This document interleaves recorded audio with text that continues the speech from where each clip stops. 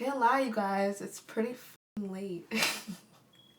But I was super excited to record this video, so let's get into it. Hey, hi, and hello everybody. Welcome back to my YouTube channel. If you don't know me, then you don't know that I am turning 23.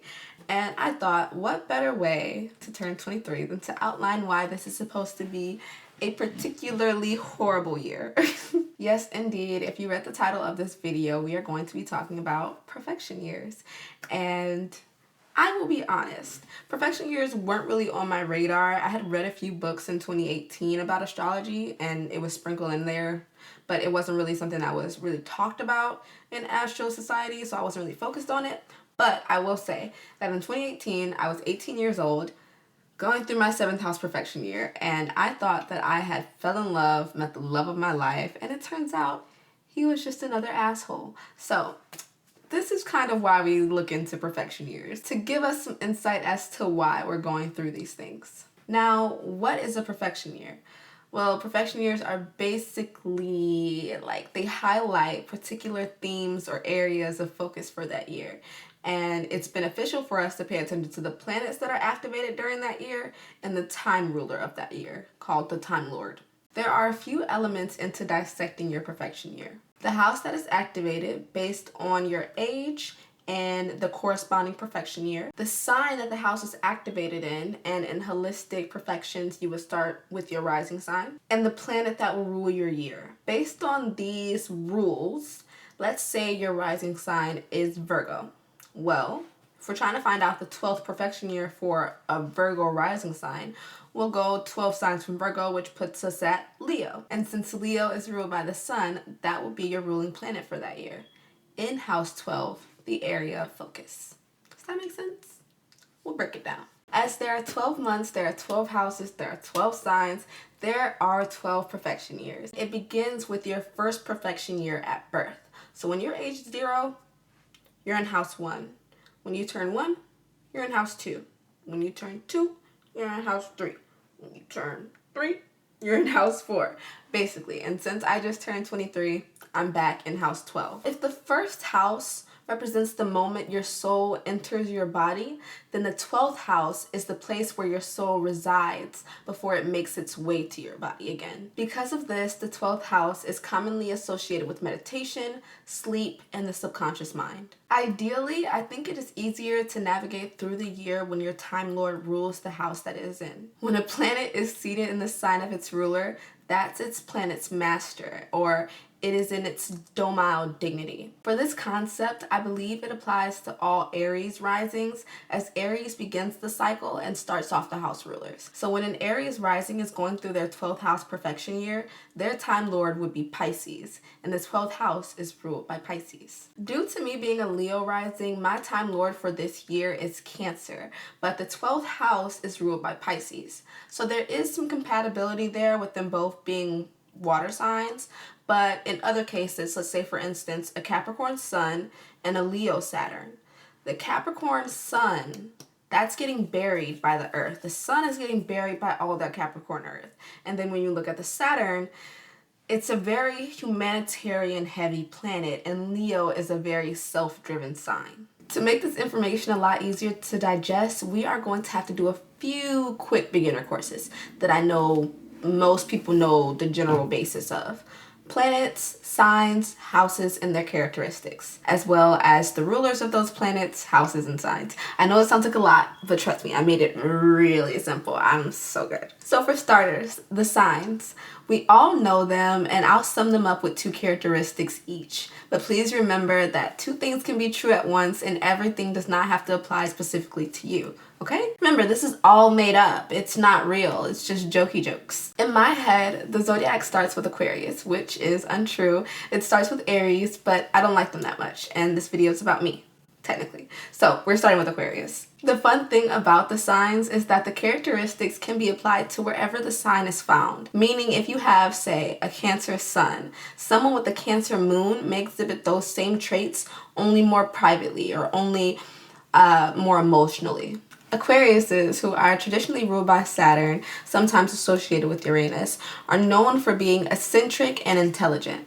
But as an Aquarius myself, I will include the negative traits, and we can be a bit pessimistic and a bit over-analytical and a bit rebellious, but to each their own. Pisces, ruled traditionally by Jupiter, now more associated with Neptune, are known for being very trustworthy and creative, but can also be very emotionally reactive and closed off. Aries, ruled by Mars, are known for their competitive nature and honesty, but can be seen as selfish and impulsive as well. Taurus, co-ruled with Libra by Venus, can be identified by their dependability and devotion, though they are also very stubborn and can be materialistic. Geminis, co-ruled by Mercury with Virgo, are actually very sociable and intelligent, but they cannot escape their reputation of being two-faced and therefore manipulative. Cancers, ruled by the moon, I can confirm are super nurturing and emotional beings, but I can also confirm they are very temperamental and can be very spiteful. Leos, ruled by the sun, are known for being confident and ambitious, but can also be kind of lethargic or egocentric. The wretched Virgos, with whom I have a love-hate relationship with, are ruled by Mercury and are very much known for being perfectionists and very practical people. In turn, they can also be very critical of themselves and others, a kind of all work and no play attitude. Libras, ruled by Venus, very charismatic and compassionate, but I've known quite a few Libras that can be as self-serving as they are as generous, along with being exaggerators of the truth. Scorpios, ruled by the planet Pluto, traditionally ruled by Mars as well as Aries, are usually stereotyped as crazy and sexual, and it's true, but they can also be very deep and emotional. Sagittarius, ruled by Jupiter, are very fun and outgoing, but they can be very blunt, almost to the point of rudeness, and from my experience, they think they know everything. Capricorns, ruled by Saturn, are the overachievers, the persistent money makers, but they can be emotionally distant or closed off, and they are stubborn. See, beginner course is done. Wasn't that easy? Now that we got all those bases covered, we can get to the real reason why we're here. Me. As a Leo rising, my and all of our Leo rising collective 12 houses are ruled by the moon because the moon is ruled by Cancer. The reason we learn about our profection years is to prepare us for the next cycle, to help us recognize the patterns that we experience throughout our lives. The more familiar you become with your profection years, the time lords and things like that, the more prepared you will feel going into that cycle the next time it comes around.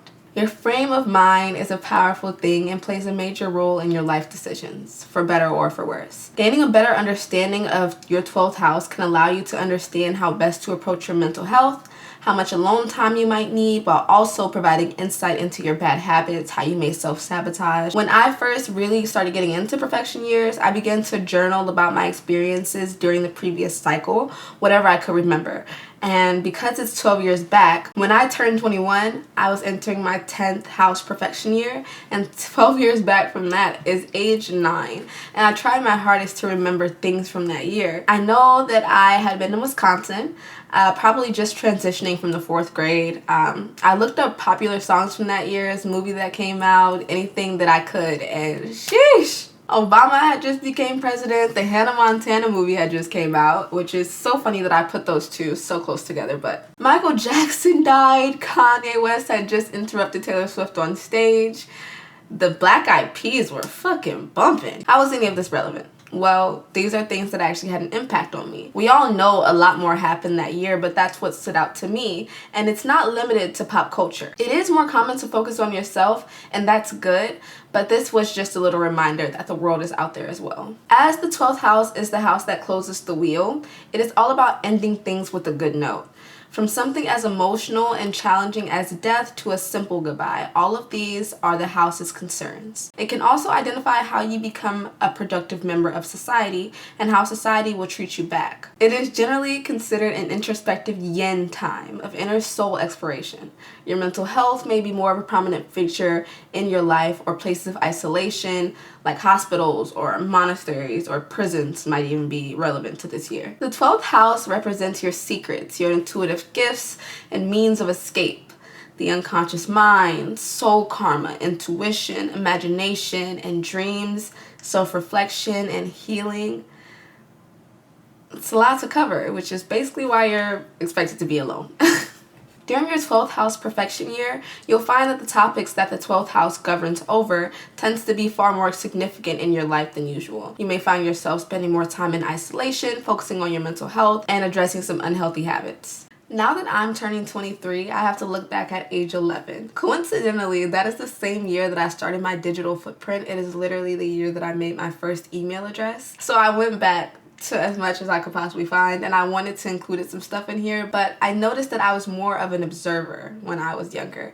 I was not the type to leave comments or likes on anything, because like the anxiety of somebody replying to my comment or asking me like why I like their stuff was like way too much for me. I had a few LOL so quirky posts on Facebook that I can relate to even now. I would say this is when I really started lying and hiding things and keeping secrets and getting in trouble for it all. I definitely became more isolated and introverted, and I basically spent all my time in my room. I hated the lack of privacy I had on account of me sharing a room with my older sister. I think this was the first big move that I can recall. We had gone to visit North Carolina the year before, and then boom, we moved. I say all of that to say the 12th house profection year is known for dreams, past lives, pain, loss, and secrets. You will deal with things that you might have been hiding, about the shadow and the things that you've hidden, the subconscious and the unconscious mind, your intuition, as well as the need to retreat and renew yourself. And while it may be really isolating, this period can be incredibly beneficial, and you'll be able to step into your first house, profection year, with a much better understanding of who you are deep down. Depending on what planets you have in your 12th house in your actual birth chart and which signs, your interpretation can be very broad or very simple. Pisces rules the 12th house overall, and I do not have any planets in my 12th house. And while my moon sign is in Scorpio, my time lord for this year is in Cancer. Again, some compatibility there due to Pisces, Scorpio, and Cancer all being water signs. If you have any planets sitting in your 12th house in your birth chart, they will play a role into how you experience this profection year. You'll want to keep track of the planet that rules your 12th house during this time, as its condition in the sky throughout the year will offer you deep insight into how you're experiencing your 12th house profection. So let's apply a little bit of our acquired knowledge into everything that I've laid out so far. Starting with Aries or Mars in the 12th house. So if you have Aries in the 12th house, you can expect your year to be about reconnecting with your independence and autonomy in isolation. Because Aries is ruled by Mars, you can also expect it to be a pretty active and dynamic year, but it may be challenging to express this energy outwardly.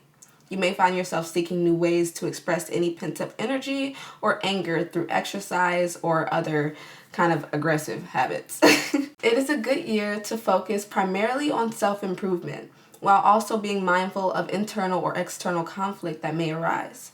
Mars-ruled years can oftentimes mean that you're more involved in disputes, so be sure to advocate for yourself if this shows up as a theme. Also be wary of showing up too much. Some situations don't need to be conflicts. If you have Mars in your 12th house, you are whimsical, imaginative, and intuitive, but that may make it difficult to get anything done. Learn to establish proper boundaries that nurture your confidence. For Taurus and Venus in the 12th house. In a Taurus-ruled 12th house profection year, you'll be called to find peace, pleasure, and comfort in isolation and seclusion. Because Taurus is ruled by Venus, the planet of love and intimacy, you may find that these themes tie into your 12th house year too. You may start spending time with a potential love interest in private, or you may simply find yourself prioritizing more self-love. This is a great year to implement new habits that revolve around caring for yourself, being creative, pampering yourself. Overall, having Venus rule your 12th house year will ultimately bring good things your way, even if you are spending a little bit more time in isolation than usual. If you have Venus in your 12th house, you've got hopeless romantic written all over you and may attract others who are emotionally unavailable. Don't get lost in the idea of someone and lose sight of reality. You guys are very, very imaginative, and you guys can run with those ideas. Gemini and Mercury in the 12th house. During the Gemini ruled 12th house year, you may find yourself reading, writing, or learning behind closed doors. This can be an ideal time to write a book or start a new class or a course. While isolation and withdrawal will be a more general theme, you can expect a more lighthearted, curious approach to 12th house matters. So if you're addressing mental health matters, you may find yourself meeting with a therapist or a counselor or reading self-help books. Because Gemini is ruled by Mercury, your 12th house will be influenced with this planet's influence of intelligence and knowledge and growth. Mercury in the 12th house. While your thought process is likely very intuitive, you may struggle in typical learning environments, which can make you second guess yourself.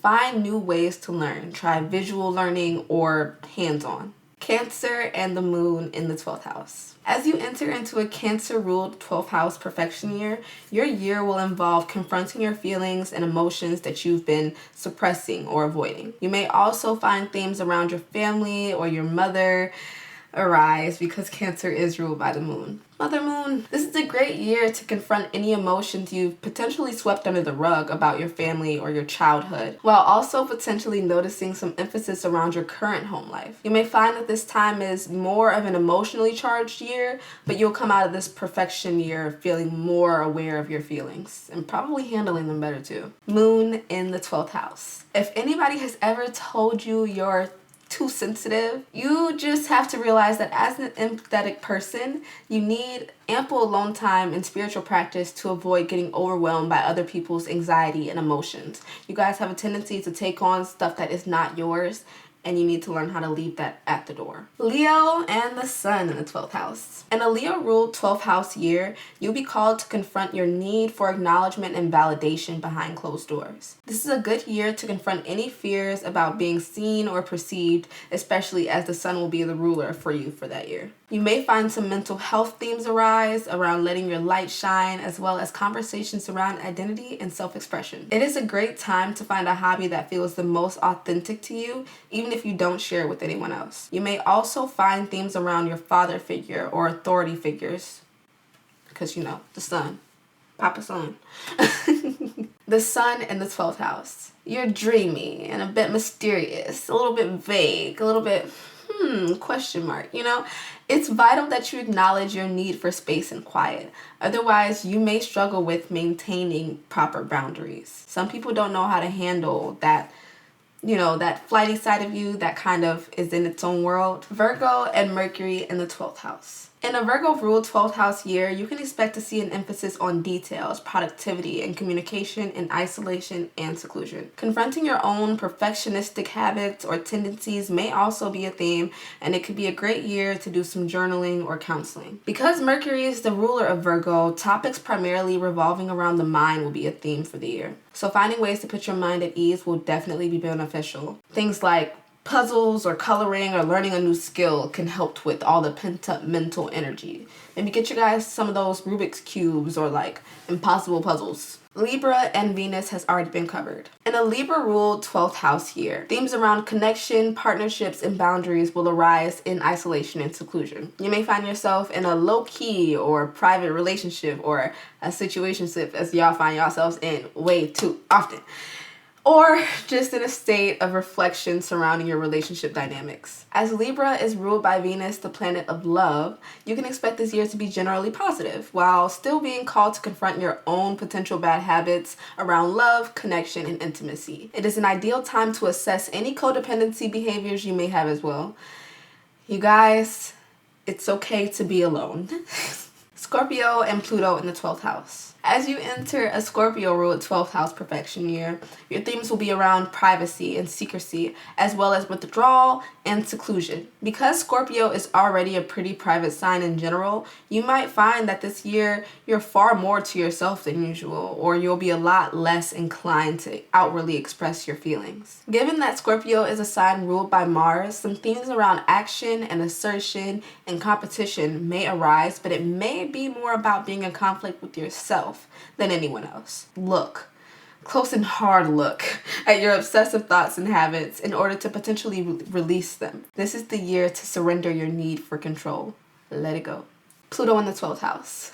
Your soul's desire to merge with something larger, whether it's God or a relationship, may have blurred your sense of self. Your mission is to learn boundaries and discernment. Separate yourself from others. You are your own being. Sagittarius and Jupiter in the 12th house. If you have Sagittarius in the 12th house, you can expect your 12th house profection year to center around mental expansion and gaining wisdom in isolation. Because Sagittarius is ruled by Jupiter, the planet of optimism, you can expect this year to have a somewhat hopeful element to it, while still spending a lot of time in deep reflection. It's a great year to reflect on new studies or teach yourself something new, or even do some solo traveling. You can expect this year to come out with you more spiritually aligned. Jupiter in the 12th house. Whether you're deeply spiritual or not, your faith in the universe can help you do great things. Just don't let your compassionate heart grow so big that you overextend yourself. A lot of Sagittarius take issue with feeling like they're being used or not appreciated,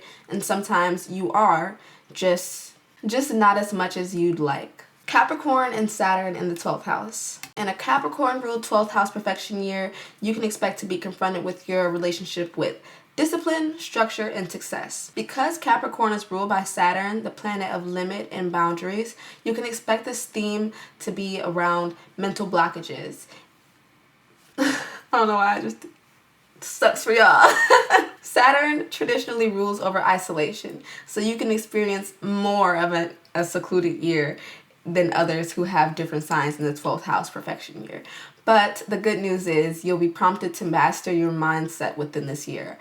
And with Saturn on your side, you'll have the discipline to overcome any internal obstacles that you may face. Saturn in the 12th house. A heavy load of guilt and sorrow may sit on your shoulders, but by accepting your past, you can let go of it along with any fears of the unknown. Aquarius and Uranus in the 12th house. During an Aquarius-ruled 12th house profection year, themes around innovative new ideas and confronting outdated structures will be the theme. This is a year where you may find yourself seeking new ways to approach mental health through techniques that may be unconventional or unusual. I'm going to throw in here that I was recently looking up like ketamine treatments. I think that's what it is.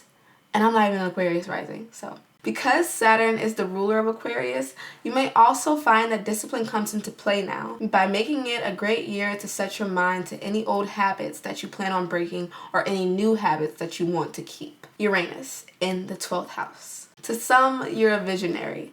To others, you're a weirdo. Surround yourself with people who are creative and artistic.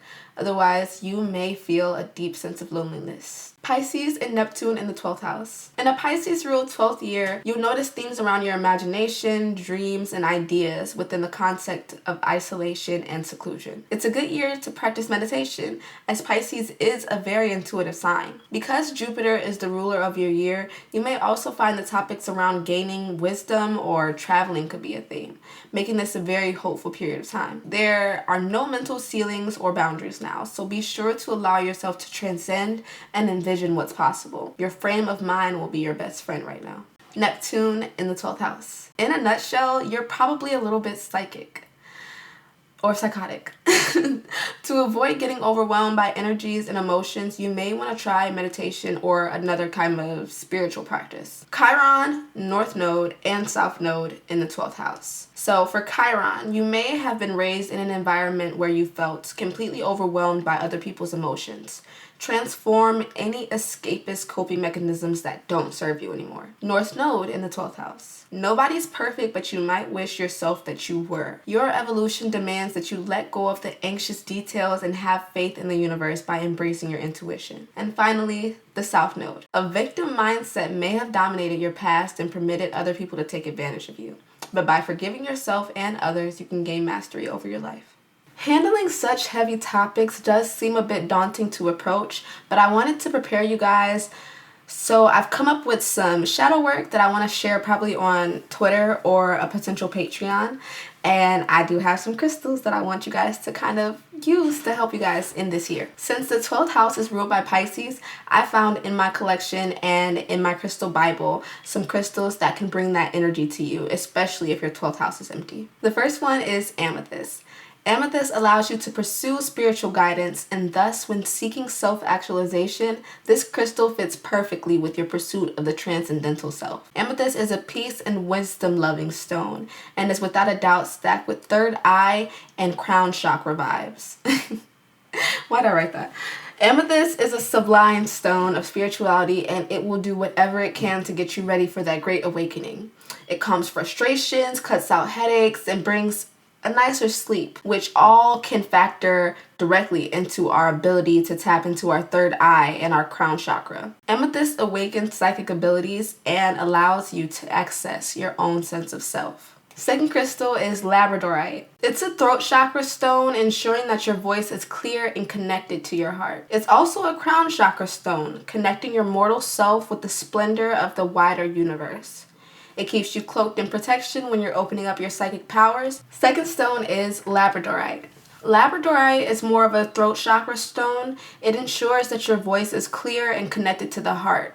It's also a crown chakra stone, connecting your mortal self with the wider universe. It keeps you cloaked in protection when you're opening up your psychic powers. This is a stone of transformation, which also makes it a third eye chakra gem, as it helps you move through changes of wisdom, inner power, and a better understanding of the bigger picture. Celestine, however you pronounce it, is the third stone. It's associated with the third eye chakra, and it invokes wisdom, understanding, mindfulness, and higher consciousness. The third eye chakra is primarily linked to the pituitary gland, which regulates serotonin, intuition, perception, imagination, good memory, good dream recall, improved visualization, and it encourages an open mind and an ability to see the bigger picture. Black obsidian is the fourth stone. It provokes a sense of curiosity and motivates one to discover answers. By bringing clarity to the mind, discharging confusion, and constricting beliefs, it encourages the exploration of the unknown. This stone is effective for expanding consciousness in the meditative state and for activating untapped abilities. Higher vibrations murmur from ground to crown, and so black obsidian works through all of your chakras, clearing and stabilizing the root chakra, shaking up the solar plexus chakra, and encouraging your third eye chakra to embrace its wisdom. This stone is perfect for removing toxic vibes and breaking negative attachments so that you can see through to the other side. And the fifth big stone is fluorite. Fluorite is thought to stimulate the mind, speed up learning, and enhance focus. Fluorite can come in many colors. A mix including purple, though, is best for stimulating the third eye. Why did I point here? The third eye chakra and opening our creative unconscious. This stone is a stone of mental excellence and is known for sharpening all the tools in your box so that you can lead a beautiful life of precision and purpose.